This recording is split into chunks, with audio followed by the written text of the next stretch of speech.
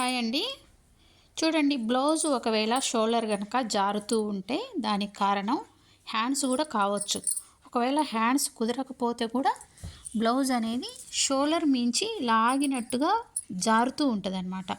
ఒకవేళ మీరు ఏదైనా బ్లౌజు షోల్డర్ జారుతూ ఉంటే ఆ హ్యాండ్స్ తీసివేసి అప్పుడు ఒక్కసారి వేసుకొని చూడండి, కరెక్ట్గా ఉంటుంది.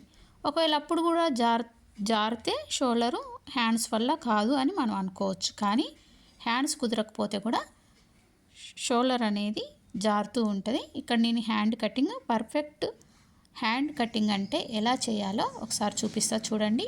మనం ఇక్కడ మెయిన్ బాడీ మీద తీసుకుంటే కరెక్ట్గా వస్తుందండి, అద్దినట్టు వస్తుంది. కానీ ఇక్కడ మీకు సైజ్ బ్లౌజ్తో చూపిస్తున్నా చూడండి. మనం స్టార్టింగ్ ఎంత ఉందో చూసుకోవాలి. దానికి ఒక్క పావించన్న ఎక్కువ పెట్టుకోవాలి హ్యాండ్ మూమెంట్ కోసం. ఆ తర్వాత ఇప్పుడు నేను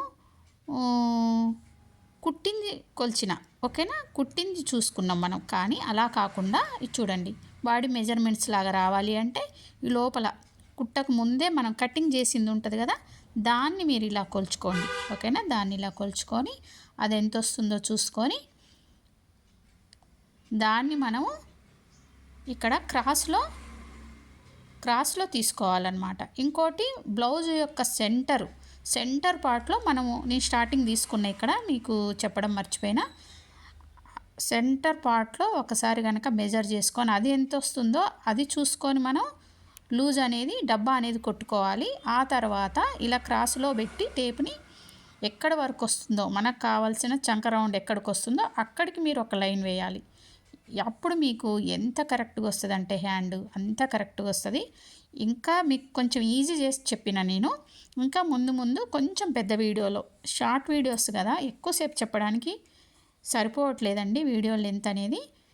ఇంకొక పెద్ద వీడియోలో మీకు ఇంకా క్లియర్గా చెప్తా. హ్యాండ్ వల్ల కూడా బ్లౌజ్ నేను ఇందులో చెప్పాలనుకుంది ఏంటంటే, హ్యాండ్ కరెక్ట్గా మెథడ్ మీరు కనుక ఫాలో కాకపోతే హ్యాండ్స్ వల్ల కూడా షోల్డర్ అనేది తప్పకుండా జారుతుంది, ఓకేనా.